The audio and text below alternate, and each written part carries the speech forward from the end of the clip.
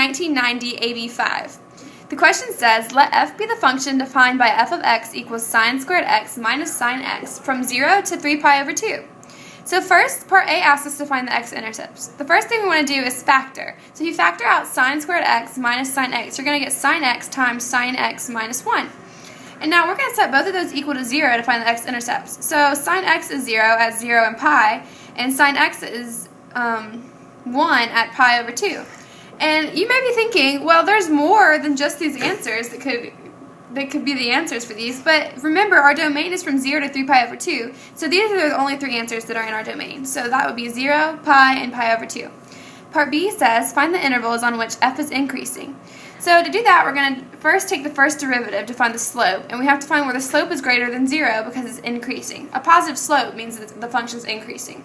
So we're going to take the first derivative, and if you take the first derivative of sine squared x minus sine x, you're going to get 2 sine x cosine x minus cosine x.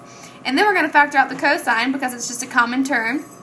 So you're going to get cosine x times 2 sine x minus 1. And then we're going to set both of these parts just like we did in part A. We're going to set cosine x equal to 0 and 2 sine x minus 1 equal to 0. And then you're going to get, well, cosine x equals 0 at pi over 2 in the domain, and sine x equals 1/2 at pi over 6 and 5 pi over 6 in the domain. And then we're going to put these on a number line. And you can plug in numbers that are a little bit bigger and smaller than each of these numbers, and then you're going to find where they're positive and negative. And since we're looking for where the function is increasing, we're only going to look at the positives, and we're going to see that the function is increasing because it has a positive slope from pi over 6 to pi over 2, and from 5 pi over 6 to 3 pi over 2. Alright, part C asks us to find the absolute maximum value and absolute minimum value of f. And then we're going to justify our answer. So we're going to use the closed interval test here. So we already know where some max and mins are because the slope goes from negative to positive and positive to negative. But because we can do this it's an absolute max or min, then that we can include the endpoints on this.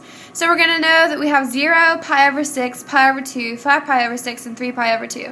And we're going to plug each of these numbers back into our original to find the y values that go along with them. So we're going to get these points. We're going to get 0, 0, pi over 6, negative 1/4, pi over 2, 0, 5 pi over 6, negative 1/4, and 3 pi over 2, 2.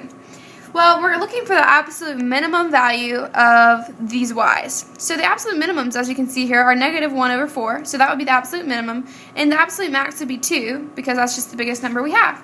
So our justification here would be we use a closed interval test, and because of the closed interval test, our absolute max of the function f of x is 2, and the absolute minimum of the function is negative 1/4.